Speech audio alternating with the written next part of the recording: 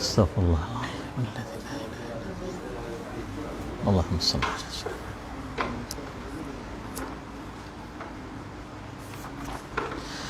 Assalamualaikum warahmatullahi wabarakatuh.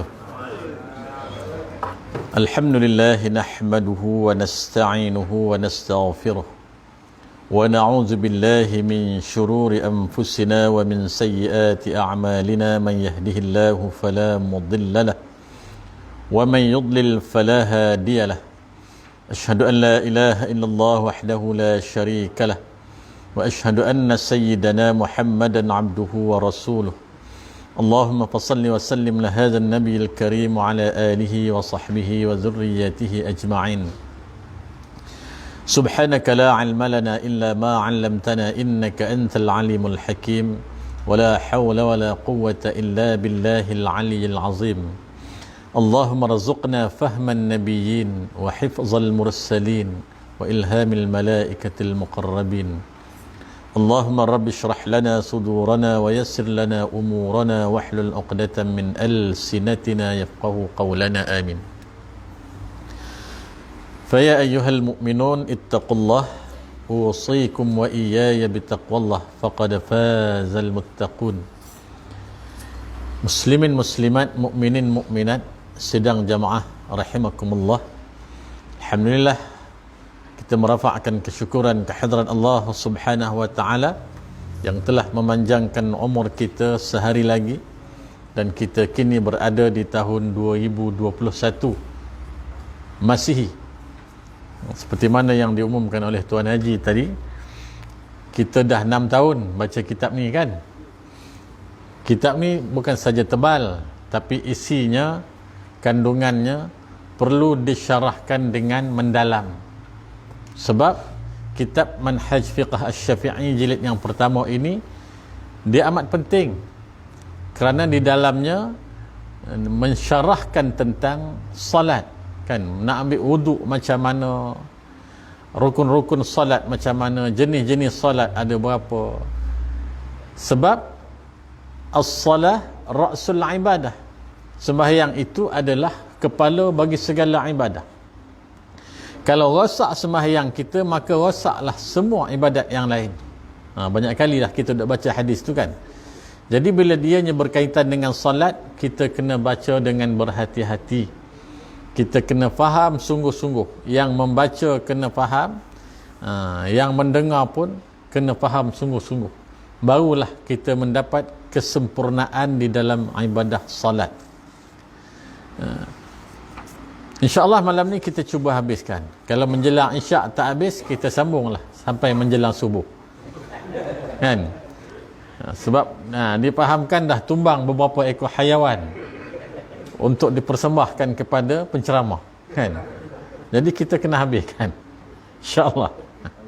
Baik, kita ambil sikit hujung yang bab bid'ah kan. Bid'ah di dalam pengurusan jenazah. Apa lagi yang salah satunya buat majlis ataupun buat satu kumpulan membaca Quran. Jenazah letak tengah-tengah, lantik orang ni A, B, C, D, E, F, G, lantik baca Quran bersebelahan dengan jenazah sebelum dikuburkan. Sementara orang nak datang ziarah tu, buat secara rasmi, hukumnya bid'ah. Habis tu selama ni dok buat bid'ah lah tu kan. Selama ni dok bid'ah, dok buat benda-benda ni, apa hukumnya bid'ah lah. Jangan buat. Sebaik-baiknya dia kata yang sunatnya apa? Datang ucap takziah. Datang ucap takziah, duduk sebelah jenazah, bacakan suratul Fatihah. Allah anugerahkan pahala Fatihah tu pada kita, mohon kepada Allah panjangkanlah kepada si mati. Balik habis. Kalau duk buat juga, nak buat macam mana buatlah kan.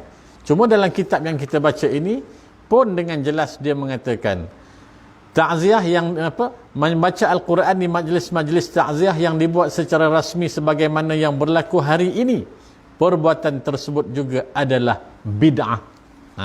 Clear kan, tak payah buat lah. Bila dia kata bid'ah tak payah buat, maknanya sia-sia lah kan, jangan buat. Yang cantik nak baca Quran bila? Bila jenazah dah masuk ke liang lahat, kita pun dah balik, di situlah yang paling afdal sekali kita baca Al-Quran. Untuk pahala itu, moga Allah panjangkan kepada si mati. Bacalah habis 30 juzuk. Bermula daripada jenazah masuk ke liang lahat. Kalau sebelum pada itu, dalam kitab jelas mengatakan bid'ah. Nah, baik. Kita masuk tajuk yang terakhir, insyaAllah. Keguguran dan syahid serta hukum-hukumnya. Nak cerita tentang jenazah yang gugur ni macam mana, jenazah yang syahid ni macam mana. Baik, bismillahirrahmanirrahim. Muka surat 612. Keguguran dan syahid serta hukum-hukumnya. Apa dia? Keguguran membawa maksud anak yang lahir sebelum sempurna sifatnya. Itu masuk gugur. Anak yang lahir tak sempurna sifatnya, itu maksud keguguran dalam ilmu fiqh. Manakala syahid pula bermaksud orang yang terbunuh dalam peperangan. Nak kena faham tu betul-betul. Tu sebab jadi 6 tahun tu. Sebab tak jadi 7. Syahid ni apa? Syahid ni orang yang terbunuh dalam peperangan. Kena pegang tu, dalam peperangan. Yang berlaku kerana apa? Kerana mempertahankan Islam dan menegakkan syiarnya. Kalau berperang mempertahankan Islam, menegakkan syiar Islam, dapat cedera parah, koma sebulan ataupun setahun, baru meninggal, syahid tak? Itu tak dikira syahid. Tengok. Adalah syarah-syarah lainnya, panjanglah syarah dia. Tak syahid pun dia kira macam orang syahid juga. Tapi di dalam bab nak cerita pengurusan jenazah dia macam mana. Baik. Yang pertama, keadaan gugur. Yang kata gugur, keguguran ni macam mana? Satu, keadaan yang pertama, tiada tangisan ketika kelahirannya. Maksudnya masa keguguran tu keluar je janin itu, tidak ada tangisan. Memanglah kalau keguguran tak ada tangisan lah kan. Jika tempoh mengandungkannya belum sampai 4 bulan, dia tidak wajib dimandikan, dikafankan dan disembahyangi. Faham betul-betul? Keguguran ini memang tak ada sifat lah selalunya kan, begitulah. Kemudian jika tempoh mengandung si ibu mengandung ini belum sampai 4 bulan, maknanya tidak ada sifat, tidak wajib dimandikan, tak payah mandikan, tak payah kafankan, dan tak payah disembahyangi. Akan tetapi sunat dikafankan dengan secebis kain tanpa disembahyangi. Nak kena faham tu. Kita dah jadi atuk-atuk ni kan. Kadang-kadang berlaku dalam keluarga kita, anak menantu ke, berlaku keguguran dan sebagainya. Tengok hukum mengatakan begitu. Tak payah kita nak sibuk macam nak beli kain kafan, nak kena mandikan, ni dah ada sifat dan sebagainya. Tak perlu. Ini diperjelaskan begitu. Itu keadaan yang pertama. Keadaan yang kedua, ada tangisan ketika kelahirannya. Maksudnya bila bayi itu keluar, ada tangisan. Mana dia bukan mati di dalam, bukan mati dalam perut, mati di luar. Ada tangisan ketika kelahirannya, atau diyakini hidupnya seperti bergerak-gerak atau seumpamanya. Ni selalunya kes lahir-lahir meninggal, ataupun di jenis doktor kata ibu ni darah tingginya dah sampai kepada maksimum, tinggi sangat, dia punya darah ni naik kan. Kalau tak diselamatkan, tak dioperate, dikeluarkan baby ni, risiko kepada dua-dua. Jadi masuk 5 bulan ke 6 bulan, operate keluar, nak selamatkan ibu. Adalah dalam kaedah-kaedah perubatan ni kan, keluar je baby tu, ada tangisan, sikit je tangisan, sekali je, diyakini itu tangisan. Ataupun ada pergerakan, bergerak tangan sikit ke, ataupun kaki sikit bergerak, diyakini hidupnya. Mana diyakini hidupnya? dia wajib disembahyangi di samping kesemua perkara yang tersebut sebagaimana mayat orang dewasa. Tu kena faham sungguh-sungguh. Ada pergerakan walaupun sedikit. Keluar tu memang tak cukup 9 bulan dan sebagainya. Keluar tu dia dah ada sifat. Kemudian dia ada suara sikit menangis. Dilihat dia menangis. Kemudian meninggal. Ataupun dilihat pergerakan kaki atau tangannya. Kemudian dia meninggal. Yang ni kena uruskan. Wajib diuruskan macam mana jenazah yang lain lah. Jenazah orang dewasa yang semacam mana kita baca sebelum ni. Kena faham betul-betul yang tu. Jangan kita duk jadi kelang kabut, duk jadi tak tahu nak buat apa kan. Sebab benda ni sering berlaku di dalam masyarakat. Dalam masyarakat kita sering, bahkan selalu dah kita dengar benda-benda ni. Mati dilahirkan dan sebagainya. Waktu dah lahir tak sampai 5 minit, tiba-tiba tengok dah tak bernafas. Tapi dia ada menangis dan ada pergerakan. Okey, yang tu kena buat macam jenazah orang dewasa, macam jenazah yang normal macam yang lain. Tu dua keadaan keguguran. Apa dalilnya? Hal ini berdasarkan hadis an Jabir radhiyallahu anhu anin Nabi sallallahu alaihi wasallam qala at-tiflu la yusalla alaihi wa la yarithu wa la yurasu hatta yastahilla.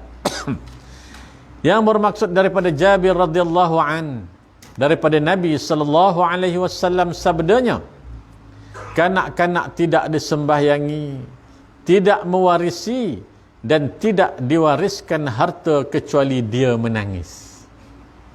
Tengok, Nabi sebut kanak-kanak tidak disembahyangi, tidak mewarisi dan tidak diwariskan harta kecuali dia menangis. Yang ni dah masuk bab lain lah.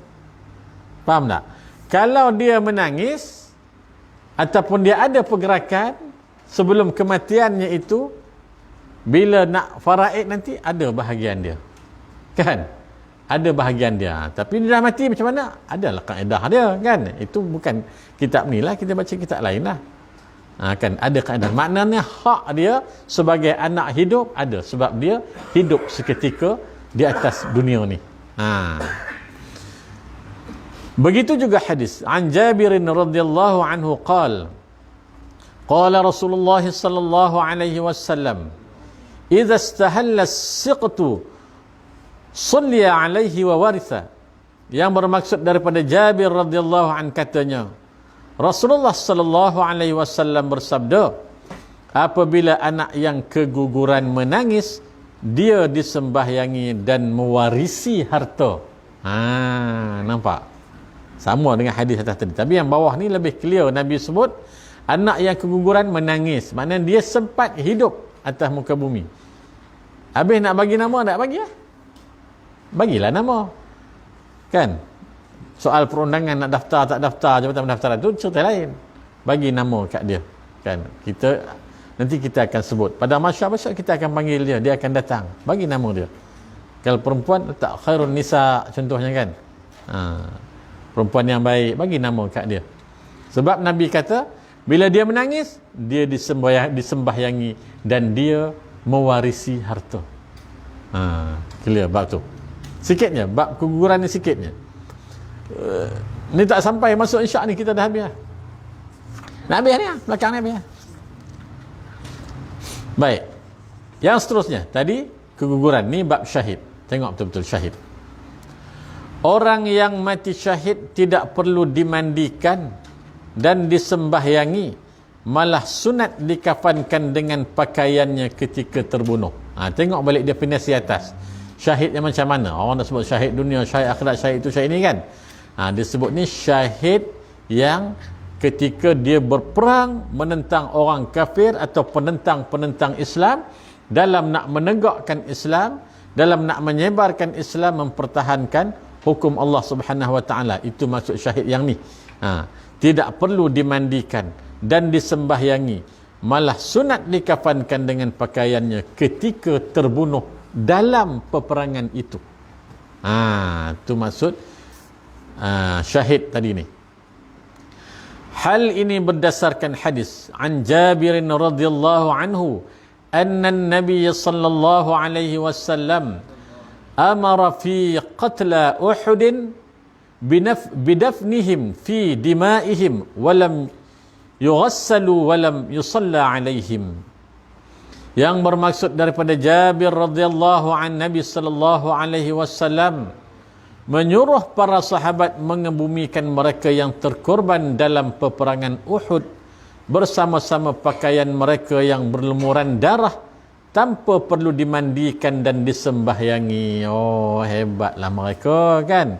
Itu sebab kita banyak kali dah kita dah sebut kan, mesti ada niat yang kuat untuk gugur syahid, mati dalam pertahankan agama Allah. Setiap kita ni mesti berniat, mesti berazam nak sungguh-sungguh syahid adalah cita-cita unggul kami. Mesti bertekad begitu, aku nak mati syahid ya Allah, aku nak duduk mempertahankan agama ini sampai ke titisan darah terakhir. Kita tak mati syahid, tetapi ada ulama mengatakan terlantarnya kita itu ketika kita mati sedangkan niat kita begitu berkobar-kobar, kita dapat pahala mati syahid. Kan, sahabat-sahabat hebat. Contohnya siapa? Khalid ibn Walid.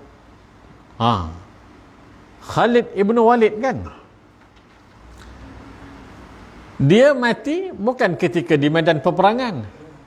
Selayaknya ataupun logik akal kita, Khalid ibn Walid mati syahid kat medan peperangan lah.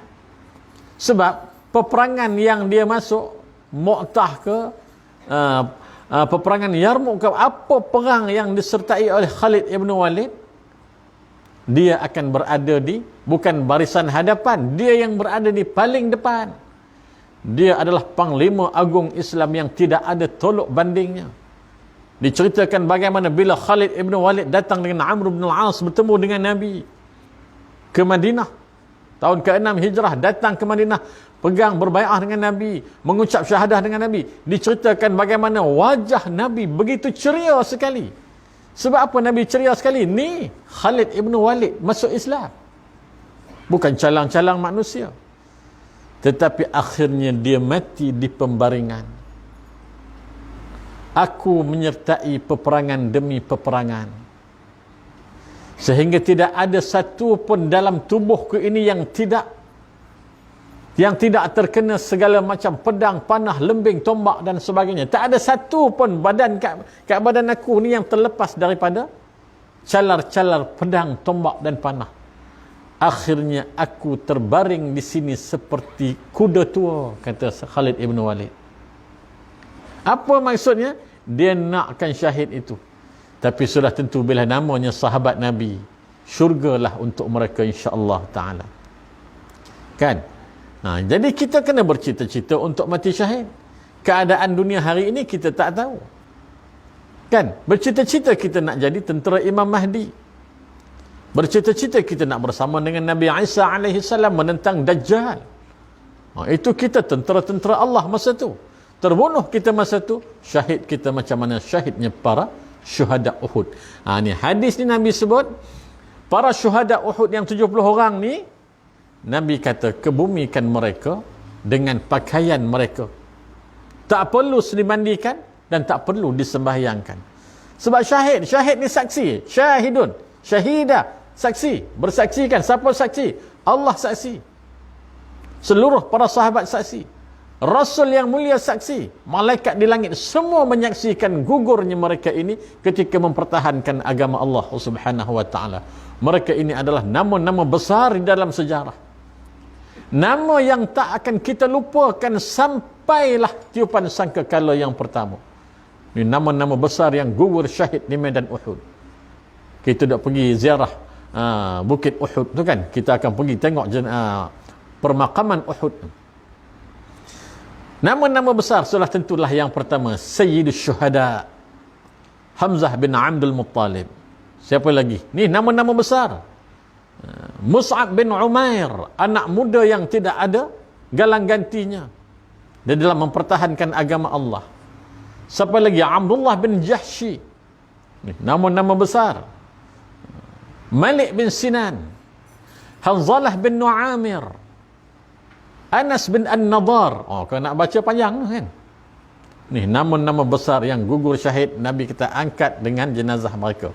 Nanti dalam kitab sirah kita cerita tentang bagaimana tangisan Nabi tak kala nak melengkapkan pakaian Mus'ab bin Umair, seorang anak muda yang kacak, anak muda yang cukup diminati di kota Mekah, anak orang kaya.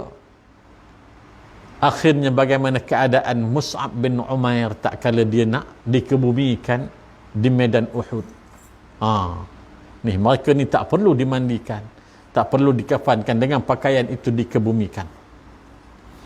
Tengok bawah. Orang yang luka dalam pertempuran dan mati selepas peperangan berakhir. Dia luka dalam pertempuran ni dan mati selepas peperangan berakhir, tidak dianggap syahid. Nampak? Dia berperang habis-habisan dah ni. Bersama-sama di medan Uhud ke medan Badar, tak kira lah. Sampai hari ni pun kalau kita berjuang pertahankan agama Allah, dia tak mati dalam pertempuran, tetapi dia mati selepas peperangan berakhir, tidak dianggap syahid sekalipun kematiannya berpunca daripada luka tersebut. Sebab apa dia meninggal? Sebab apa dia ni? Dia masa dalam perang lawan orang kafir baru ni teruk, banyak peluru tembus badannya. Dia tidak dikira syahid sebab dia bukan mati di medan pertempuran. Habis jenazah dia macam mana? Jenazahnya hendaklah dimandikan, disembahyangi dan diuruskan sebagaimana biasa. Kita kembali kepada sejarah Uhud. Dah halang-halang cerita pasal Uhud kan? Tuan-tuan pergi buat haji, tuan-tuan muslimin muslimat rajin buat umrah sebelum kita terhalang ni kan. Kalau tak terhalang ni ramai dah ke umrah ni tahun ni kan, bulan 12 bulan 1 ni biasalah. Satu kemestian kita akan pergi ke Masjid Quba. Kita akan pergi ke Quba, itu satu kemestian. Keluar daripada Masjid Quba kita pergi mana? Ini bukan satu kemestian, ini satu kewajipan. Pergi ladang kurma. Kan? Masjid Quba mesti ladang kurma wajib. Sebab nak beli. Kan? Jemaah Malaysia pun pergi ke ladang kurma. Salah satu ladang kurma itu dulu dikenali sebagai perkampungan Umayyah bin Zaid daripada suku Aus. Salah satu ladang kurma yang orang Malaysia duk pergi ni. Di situ ada satu telaga atau satu perigi yang nama dia Perigi Yasirah. Telaga Yasirah. Asal Telaga Yasirah ni namanya Telaga Asirah. Suku Aus menamakan telaga ni Telaga Asirah. Apa maksudnya? Telaga yang susah sangat. Tak tahulah sejarah susah tu, kita tak tahu macam mana. Suatu hari Nabi pergi ke ziarah perkampungan Aus ni, perkampungan Umayyah ni. Nabi gunakan air itu, Nabi minum, Nabi buat wuduk semua. Nabi kata apa nama telaga ni? Dibagi tahu Telaga Asirah. Nabi kata tukar. Mulai hari ni tukar nama Telaga Yasirah, telaga yang memudahkan. Kalau kita dapat pergi lepas ni, tanya mentawif di mana telaga ataupun perigi Yasirah ni, dia akan bawa dah tak ada lagi. Arab Saudi punya, kerajaan Arab Saudi dah tutup. Dia naikkan satu papan tanda warna oranye, dia tulis sejarah perigi Yasirah ni. Kita boleh baca kat situ. Apa kena mengena dengan cerita tajuk kita ni? Salah seorang sahabat yang bertempur habis-habisan di medan Uhud, namanya Abu Salamah bin Abdul Asad Al-Makhzumi. Itu dalam kitab sirah kita akan jumpa. Sahabat hebat yang duk bertempur ni namanya Abu Salamah bin Abdul Asad Al-Makhzumi. Dia cedera parah, habis badan ni hancur, luka. Tetapi dia tidak gugur syahid di medan Uhud. Dia dibawa balik ke kampung dia. Kampung dia kat mana? Itulah yang saya sebut tadi. Kampung Umayyah bin Zaid daripada suku Aus. Bawa balik ke kampung tu.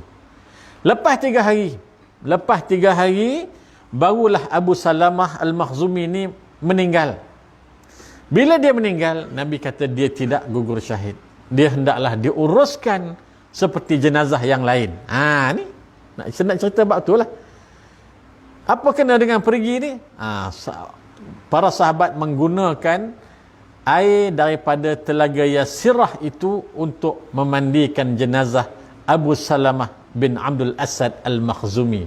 Walaupun kecederaan dia, kematian itu disebabkan luka parah di dalam peperangan Uhud, tetapi dia tidak dianggap syahid sebab peperangan sudah berakhir. Dia meninggal 3 hari selepas peperangan.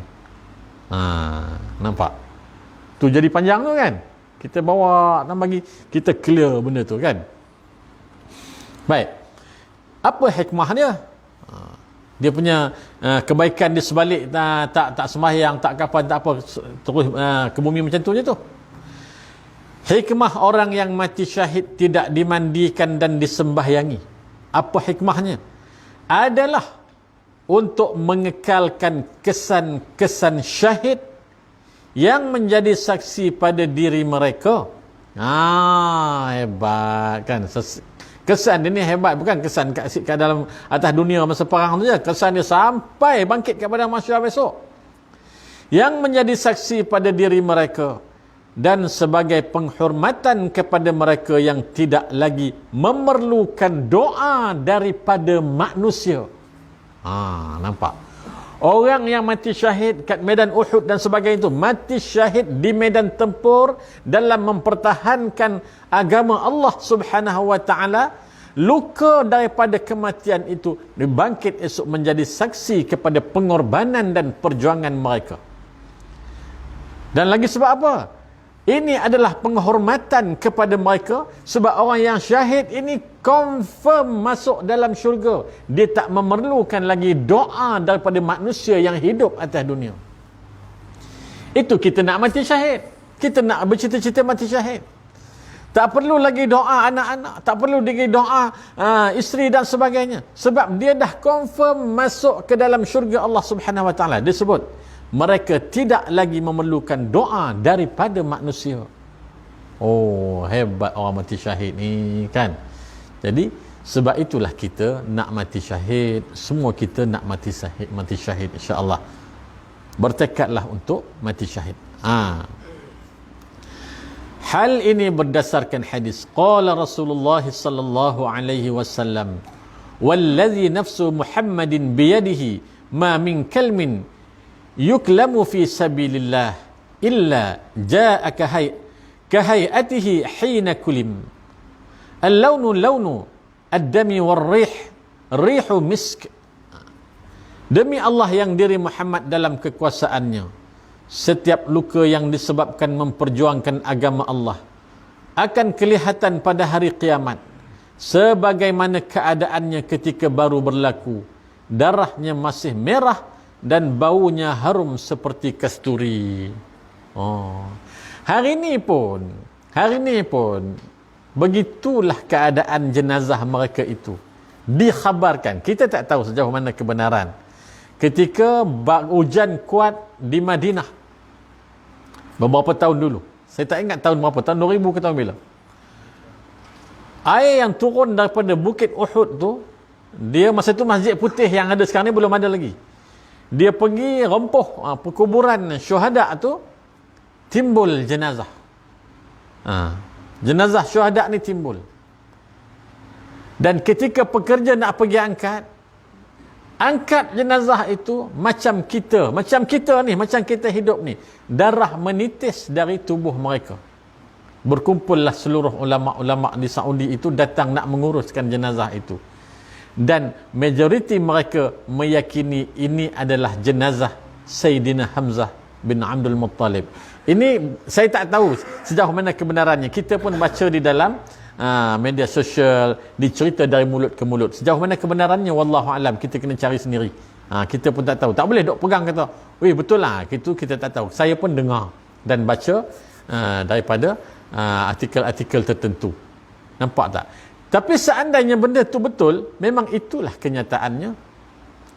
Sebab mereka ni bila dia pergi berjuang ke jalan Allah, bukan main-main. Bukan cerita kata pergi tak Allah. Nabi suruh pergi pula. Dan kalau orang lain yang nyuruh, tak ada yang pergi tu lah. Sebab Nabi nyuruh ni pergi je lah. Kita ambil beberapa kisah. Saya pernah cerita dengan tuan-tuan, tapi mungkin kita lupa, kita ulang balik kan. Puan suku. Sebab tanya contohnya Hanzalah bin Nu'amir. Hanzalah bin Nu'amir ni malam tu dia akad nikah. Mana senang mudah kita sebut malam pertama. Malam pertama dengan isteri dia. Menjelang subuh, semboyan Uhud dibunyikan. Semboyan Uhud dibunyikan. Belum sempat subuh, Hanzalah bin Nu'amir dia kata, seruan jihad sudah berbunyi wahai isteriku. Baru nikah malam tadi ni. Dia pun ambil segala kelengkapan perang, turun bersama dengan Nabi menuju ke medan Uhud. Di dalam peperangan, Hanzalah bin Nu'amir gugur syahid. Dan Nabi menyaksikan bagaimana para malaikat turun daripada langit memandikan jenazah Hanzalah bin Nu'amir. Tadi cakap syahid tak payah mandi. Pasal apa Hanzalah bin Nu'amir malaikat turun ramai-ramai merebut nak mandikan dia? Sebab tadi malam pertama dia belum sempat mandi junub. Hebat tak sahabat ni? Pengorbanan kan? Kita agak-agak kalah malam pertama, tiba-tiba semboyan perang bunyi, apa gila dia nak boya kan?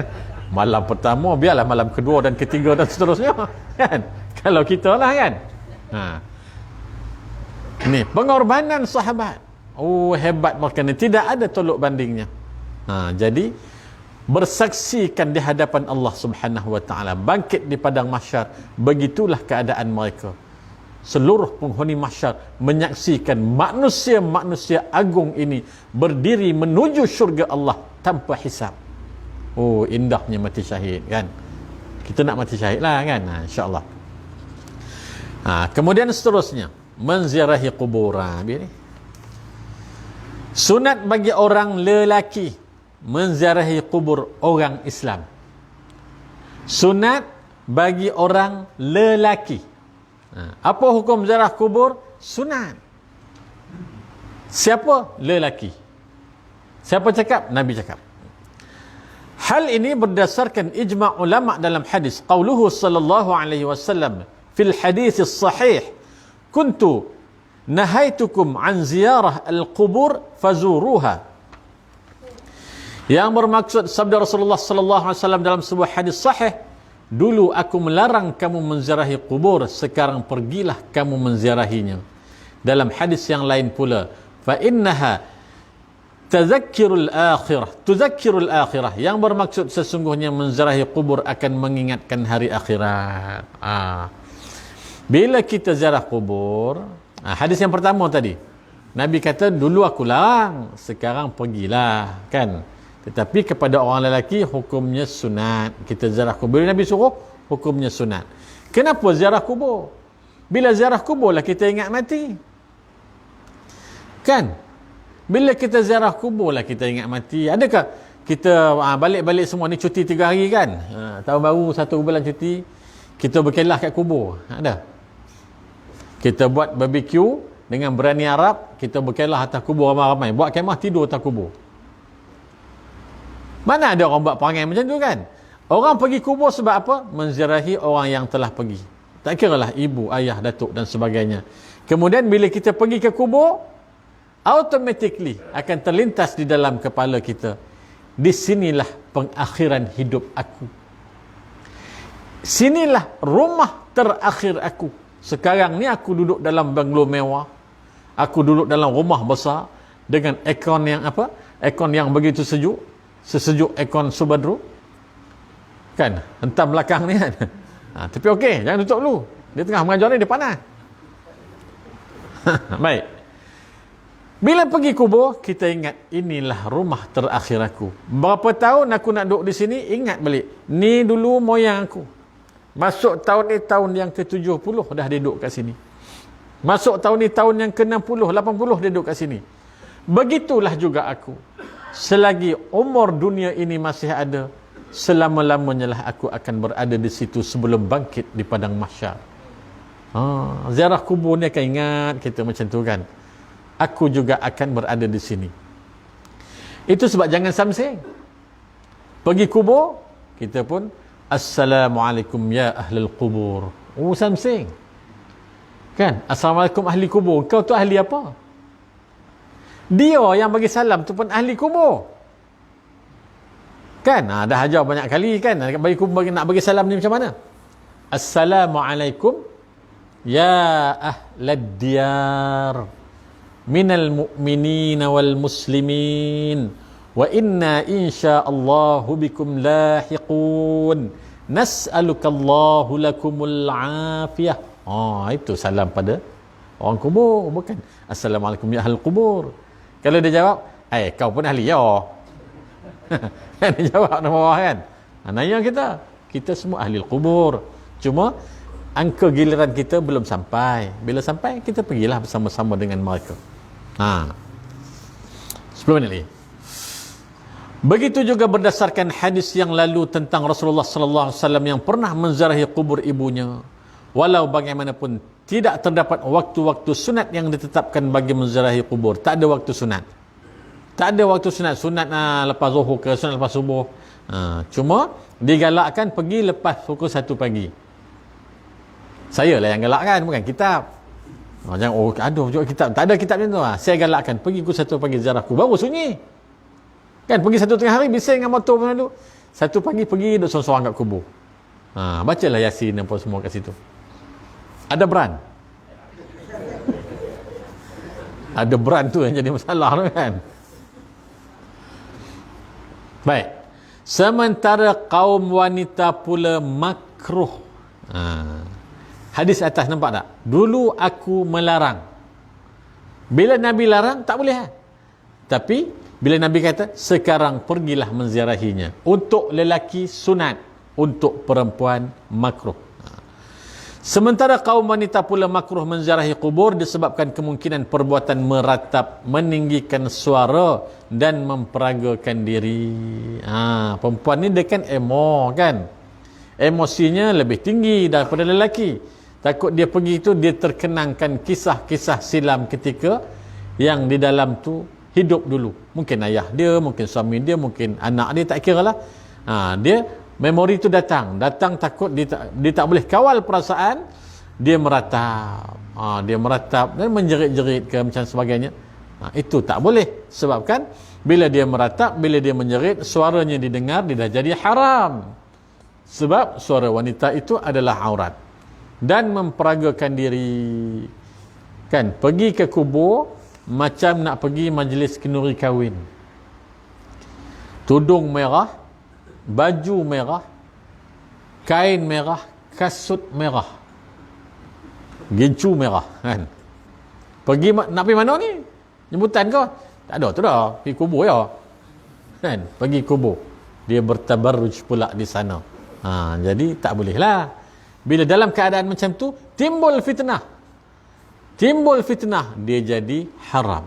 Dia bukan lagi title makruh. Tu nak kena jaga. Hal ini berdasarkan hadis an Ibn Abbas radhiyallahu anhuma qala la'anallahu zairatil qubur. Yang bermaksud daripada Ibnu Abbas radhiyallahu anhuma, katanya Allah melaknat wanita-wanita yang menziarahi kubur. Wanita yang macam mana? Yang macam atas ni lah yang dia sebut. Tapi kalau nak ziarah seadanya sekarang ini, bolehlah kan, boleh. Cuma dia tetap di dalam keadaan hukumnya makruh. Baik. Namun sunat bagi mereka menziarahi kubur Rasulullah sallallahu alaihi wasallam, para anbiya dan orang soleh, dengan syarat mereka tidak memperagakan diri, bercampur gaul, bersesak-sesak, bersentuhan dengan kaum lelaki dan meninggikan suara yang kesemuanya antara perbuatan yang mungkin membawa fitnah sebagaimana yang banyak berlaku ketika mereka berziarah. Nampak? Menziarah makam Nabi hukumnya sunat, termasuk wanita. Pergi ke Raudah, masuk ziarah makam Nabi, hukumnya sunat. Ziarah makam para Nabi, sunat. Ziarah makam para sahabat Nabi, sunat. Ziarah makam para ulama mu'tabarah, para waliullah, hukumnya sunat kepada perempuan. Orang-orang soleh, contohnya tergerak malam ni, esok rasa-rasanya nak menziarah makam almarhum Syekh Murtaza, contoh. Atau tergerak pula macam akak-akak nak menziarah kubur Syekh Ahmad Said Al-Linggi. Silakan, sebab mereka ini adalah ulama mu'tabarah. Mereka ini orang-orang soleh. Kan? Syekh Ahmad Sa'id Al-Linggi ini, dia ni waliullah. Dia bukan tok-tok guru biasa, bukan ustaz-ustaz taraf kita ni. Dia ni waliullah. Perempuan, wanita sunat menziarahi makam-makam orang macam ni. Orang soleh. Dengan syarat, jagalah, jangan bersesak-sesak, jangan bersuara kuat dan sebagainya, sebab itu akan menimbulkan fitnah dan akan jadi berdosa. Baik. Kemudian adab menziarahi kubur. Tamak dah. Sunat bagi mereka yang masuk ke kawasan kubur memberi salam kepada orang yang mati dengan ucapan, nampak? Assalamualaikum dara qaumin mu'minin wa inna insyaallahu bikum lahiqun. Yang tu yang pendek. Yang saya baca tadi yang panjang. Saja baca yang panjang tu bagi susah sikit kan. Tapi yang pendek bacalah yang ni. Ni, hafalah, yang tak panjang pun. Sejahtera ke atasmu wahai penghuni rumah orang yang beriman. Kami akan bersama-samamu sekiranya Allah menghendakinya. Ziarah kubur ni, sunat kubur siapa? Kubur orang Islam. Kalau kubur orang bukan Islam, tak jadi sunat lah. Kan? Sambil-sambil lalu tengok tu okey lah. Sebab kita nak mendoakan mereka. Kenapa kita nak mendoakan mereka? Mereka orang Islam. Mati mereka di dalam keadaan beriman kepada Allah Ta'ala. Ini disebut, wahai penghuni rumah orang yang beriman, kami akan bersama-samamu kiranya Allah menghendakinya. Suatu hari kami juga akan menjadi ahli kubur. Kami juga akan jadi ahli barzakh. Kemudian apa lagi adabnya?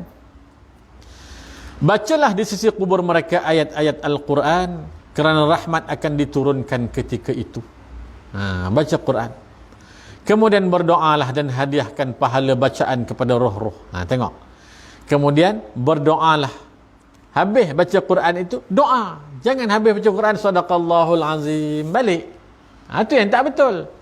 Habis je baca Quran, tak kira lah Yasin ke Al-Mulk, apa juga ayat Quran yang kita baca, habis tu berdoalah, sebab kita nak hadiahkan pahala bacaan kepada roh-roh mereka seperti mana yang diperolehinya, dengan harapan Allah akan memperkenankannya, dan seterusnya si mati akan mendapat faedah daripada pahala bacaan tersebut. Pahala tu bukan dapat orang yang mati tu, bukan dapat orang dalam kubur tu, dapat kat kita lah. Kita yang baca Quran, pahala tu Allah bagi pada kita. Jadi bila pahala tu Allah bagi pada kita, insya-Allah, habis je baca Quran atas kubur tu, kita berdoa, ya Allah, ya Tuhanku, sesungguhnya si dia ini, ayahku ini, ya Allah, seorang lelaki yang soleh, ibuku ini seorang isteri yang solehah, dia seorang isteri yang taat, isteri yang menjaga aurat. Kita sebut semua. Ya Allah, seandainya selayaknya aku mendapat pahala daripada bacaan Quranku, ya Allah, maka panjangkanlah pahalaku itu kepada ibuku yang sudah berada di alam barzakh ini, ya Allah. Tu cara dia. Kan ni pergi-pergi buka handphone, pasang Yasin, letak kat situ. Tunggu.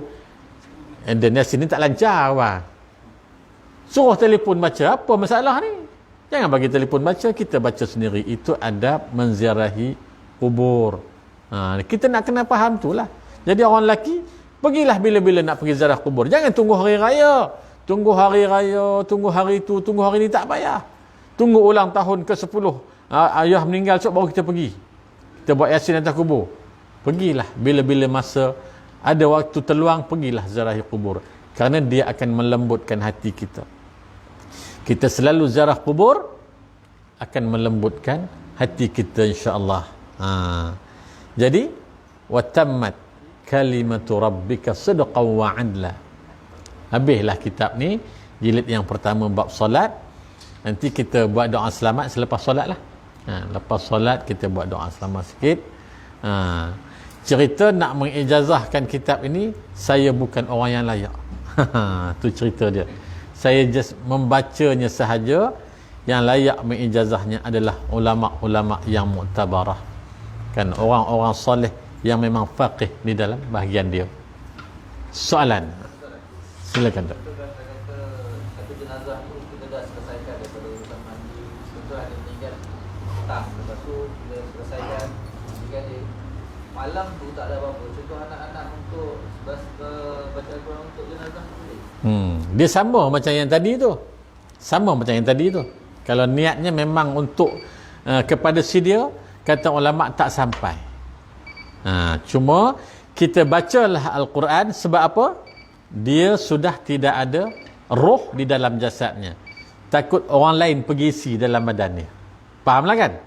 Jadi bila kita baca ayat-ayat Quran ramai-ramai malam tu sampai jenazah tu, bacaan Quran itu akan menjadi penangkis kepada syaitan-syaitan yang datang nak menceroboh kepada jenazah ni tadi. Pahala dapat tak? Kita dapat pahala. Niatkan, ya Allah, aku nak mengaji ni, nak menyelamatkan roh ini daripada gangguan-gangguan syaitan. Baca. Tak jadi masalah. Tapi nak buat majlis untuk jenazah yang masih hidup, tak ada. Dalam Islam tak ada. Sesudah meninggal, ada. Bacalah Quran, insya-Allah. Ya. Itu pun tak boleh sebenarnya. Itu pun tak boleh. Tidak ada. Di dalam Islam tidak ada. Dia kalau yang meninggal tu ayah kita, anak bacalah. Kan? Berapa nak upah orang pula? Kan? Kalau meninggal tu isteri, suami bacalah. Begitulah keadaan dia. Barulah nampak cantik. Hubungan kita dengan si mati tidak terputus dengan amalan kita atas dunia. Kasih sayang itu berterusan sampailah kita bangkit di padang mahsyar, insya-Allah.